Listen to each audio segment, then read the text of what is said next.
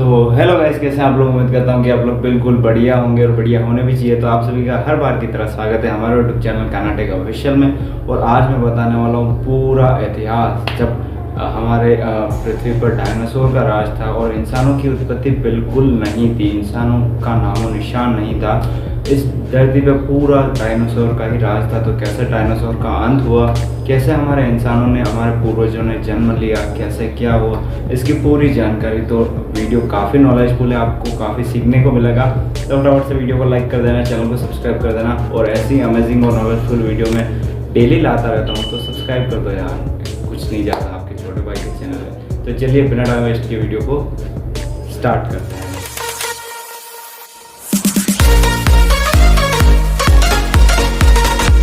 बात करते हैं शुरुआत से, जब 6 करोड़ 50 लाख साल पहले हमारे जो पृथ्वी का टेम्परेचर था वो बिल्कुल सामान्य था और इस पूरी धरती पर, उस पूरी पृथ्वी पर डायनासोर का राज था। जगह जगह डायनासोर के चिल्लाने की आवाज़ आती थी और बहुत सारे वातावरण में लंबे लंबे पेड़ थे। लेकिन इनकी किस्मत 10 करोड़ साल पहले ही लिखी जा चुकी थी, जब सुदूर ग्रह से एक एस्ट्रोनॉट आ रहा था और वो पृथ्वी से 20,000 मील किलोमीटर दूर बुध और मंगल ग्रह के बीच में जब एक बेल्ट पर घूम रहा था एक एस्ट्रोनॉट, उससे जाके उसकी भिड़ंत हो गई और उसकी दिशा घूम के हमारी पृथ्वी की तरफ आ गई। और ये बहुत ही ज़्यादा स्पीड से हमारे पृथ्वी की नज़दीक आता जा रहा है। कहा जाता है कि ये 22,000 मील प्रति घंटे की स्पीड से पृथ्वी की तरफ आ रहा था और 3,84,000 किलोमीटर पर जब ये चांद के नज़दीक था। तो शायद डायनासोर का अंत नहीं होता, क्योंकि ये चांद से जाके भी टकरा जाता था और अगर ये टकरा जाता तो डायनासोर का अंत नहीं होता। लेकिन नियति को कुछ अलग ही मंजूर था और ये चांद से बिल्कुल पास में होके निकल गया और इसकी दिशा बिल्कुल पृथ्वी के तरफ ही थी। 4 किलोमीटर बड़े व्यास वाला और 2 ट्रिलियन टन के साथ में ये बड़ा एस्ट्रोनॉट प्रति सेकंड पृथ्वी की तरफ आ रहा है। गाइस, ये जब पृथ्वी के वायुमंडल में प्रवेश हुआ तो इसके घर्षण की वजह से ये आग के गोले में परिवर्तित हो गया और इसकी स्पीड एकाएक 70,000 मील प्रति घंटे की हो गई, जिसकी वजह से बहुत ज़्यादा रफ्तार से ये पृथ्वी की ओर आने लगा। और इसकी चमक से, जब ये आग का गोला हो गया तो इसकी चमक से बहुत सारे डायनासोर और हज़ारों किस्म के जीव अंधे भी हो गए। कहा जाता है कि जब ये पृथ्वी की तरफ आ रहा था तो सिर्फ 4 मिनट में इसने अटलांटिक ओशन को पार कर दिया। और जब ये मैक्सिको की खाड़ी में गिर गया था, जब इसको पड़ा तो ये 180 किलोमीटर, इतना भयानक विस्फोट हुआ कि ये 180 किलोमीटर चौड़ा और 20 किलोमीटर गहरा गड्ढा बन गया था। और इसकी रेडिएशन से पृथ्वी के अंदर भूकंपीय तरंगें उठने लगी, जिसके कारण बहुत सारे विशालकाय लहरों का भी उत्पन्न हुआ और बहुत सारी लहरें उड़ने लगी, जिसमें हज़ारों जीव मर गए थे। जब ये विस्फोट हुआ तो उसके आसपास के चारों तरफ 800 किलोमीटर के दायरे में रेडिएशन की वजह से जितने भी जीव जंतु डायनासोर थे सबकी मृत्यु हो गई। और ज्वालामुखी फटने से भी हज़ारों डायनासोर्स की मौत हो गई, जिससे इस महाविनाश में सभी डायनासोर मारे गए। और जो ज़मीनी खतरे से बच निकले थे, तो वो जब ये विस्फोट हुआ तो उसमें हज़ारों लाखों टुकड़े अंतरिक्ष में गए थे, इतना भयानक विस्फोट हुआ था। तो जब ये 40 मिनट बाद ये फिर से आए थे तो ये आग के गोले में आसमान में उड़ने वाले जो छोटे छोटे डायनासोर होते हैं उनके ऊपर गिरकर उनको भी मार दिया था। इतना ज़्यादा था कि इसमें से इस महाविनाश से, इस महाप्रलय से पृथ्वी पर रहने वाले 90% प्रजातियाँ मर गई थी, प्रजातियों का नाश हो गया था और लगभग 10% प्रजातियाँ ही बच गई थी।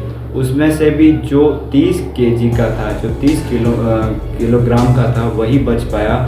बाकी जो बड़े 10% में जीव होते हैं वो भूख प्यास से और सभी वहाँ पर 100 डिग्री टेम्परेचर हो गया था, जिसकी वजह से सभी बड़े जो भी जानवर जीव जंतु जो भी हुए वो सब मर गए थे। और इसकी वजह से पेड़ पौधे सब जलकर खाक हो गए, जिसकी वजह से ये डायनासोर कुछ भी नहीं खा पाए और इनका बड़ा विशालकाय शरीर था जो भूख के मारे ये सब मर गए थे। और इसमें से सिर्फ 5% जीव ही बच पाए।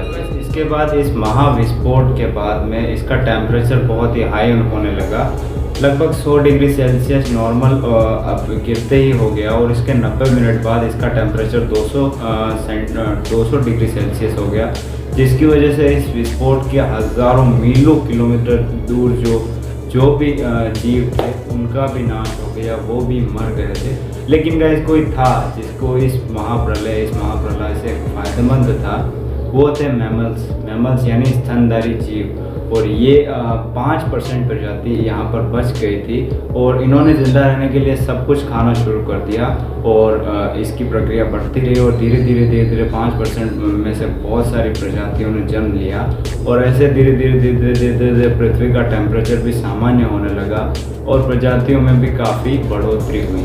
आज से 5.5 करोड़ साल पहले जब बंदरों का विकास हुआ था तो इनमें एक महत्वपूर्ण एवोल्यूशन भी हुआ, जिसकी वजह से इनका स्पाइनल कॉर्ड, मस्तिष्क को जोड़ने वाला जो छेद था जिसे फोरामन मैग्नम भी कहा जाता है, वो इनकी स्कल के पिछले हिस्से से सेंटर की तरफ आने लगा था। जो बंदर प्रजाति थी वो अब 2 पैरों से चलने में सक्षम थी और आज से 4.7 करोड़ साल पहले जब वातावरण धीरे धीरे बदलने लगा और सामान्य होने लगा और आज से 1 करोड़ साल पहले जो वातावरण था वो बिल्कुल नॉर्मल हो गया, जैसा कि हम आज देखते हैं, और बिल्कुल बढ़िया हो गया, साफ दिखने लगा और वेदर बिल्कुल बढ़िया था। परिस्थितियाँ फिर से बदलने लगी और आज से लगभग 40 लाख साल पहले जब धरती के टेक्टोनिक प्लेट में फिर से हलचल हुई और पूर्वी अफ्रीका में एक बड़ी श्रृंखला का निर्माण हुआ और ये श्रृंखला थी ईस्ट अफ्रीकन रिफ्ट वैली। और श्रृंखला की वजह से जो हवा आनी थी, जो वातावरण की हवा आनी थी, वो पूरी रुक गई, जिसकी वजह से बारिश आना भी बंद हो गया और पूरी तरफ सूखा हो गया। और इसी में रहते थे हमारे दूर के रिश्तेदार यानी कि पिथेरोपिथेकस, यानी इनको हमारा पूर्वज भी कहा जाता है। जलवायु और वायु की वजह से इनका बदलाव होता गया, इनकी प्रजातियों में काफ़ी सारा बदलाव आया और खाने की तलाश में ये एक दूसरे से फल खाते थे। लेकिन जब वो पर्वत श्रृंखला बनी जिसकी वजह से जलवायु और पूरा वायु ब्लॉक हो गया तो बारिश आना बंद हो गया और इनके खाने की समस्या उत्पन्न होने लगी। उसके बाद इन्होंने क्या किया कि खाने की तलाश में इन्होंने टहनियों को छोड़कर ज़मीन पर पैर दिया था और ज़मीन पे उतरे थे और इन्हीं ने, हमारे पूर्वजों ने सबसे पहले ज़मीन पर पैर दिया, जिसकी वजह से आज हम चांद पे और मंगल ग्रह पे भी पैर दे पा रहे हैं। इनका उस समय सिर्फ दिमाग संतरे जैसा था और उनकी लंबाई लगभग 4 फीट थी और समय के साथ बदलने के आज से 20 लाख साल पहले इनका दिमाग काफ़ी बड़ा होने लगा और ये थे होमो हैबिलिस, जिन्होंने सबसे पहले पत्थर को हथियार के रूप में यूज़ किया और समय के साथ साथ बदलने के साथ बहुत काफ़ी खोजें भी की इन्होंने और यही थे जो इन्होंने मानव इतिहास में सबसे पहले चलना आरंभ किया था। और इन्होंने होमो हैबिलिस ने पत्थरों से पत्थर को औजार तरह यूज़ करते थे और बहुत सारे जानवरों को भी जानवरों की हड्डियों को इसी तरह से तोड़ते थे और बाद में ये समय बीतने के साथ ये समूह में रह के जानवरों का शिकार भी करने लगे। समय ऐसे ही बीतता रहा और हमारे पूर्वजों ने जो भी अपना रूप लेना था वो ले लिया और लैरिंग्स यानी कि गले की आवाज़ जो इनके गले की आगे थी वो समय बीतने के साथ साथ पीछे आ गई और इससे वो काफ़ी जटिल आवाज़ें निकालने लगे और ये भी बहुत बड़ा विकास था इनके लिए, जो पहली बार हुआ था कि वो अपने आवाज़ों को बता सकते थे कोई भी काम करने के लिए। तो ये गाइस लास्ट विकास था जिसके बाद हम बने, यानी कि होमो सेपियंस, यानी हमारी उत्पत्ति हुई।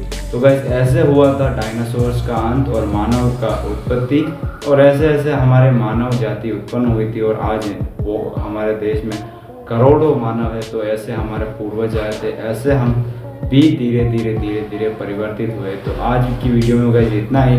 उम्मीद करता हूँ कि आपको वीडियो पसंद आया होगा और गाइस बहुत कुछ सीखने को मिला होगा। तो बस आज की वीडियो में इतना ही। फटाफट से वीडियो को लाइक कर देना, चैनल को सब्सक्राइब कर देना। मिलते हैं ऐसी नेक्स्ट वीडियो में। और इस वीडियो में काफ़ी सारी नॉलेज और हर वीडियो में मैं कुछ ना कुछ आपको सिखाने की कोशिश करता हूँ।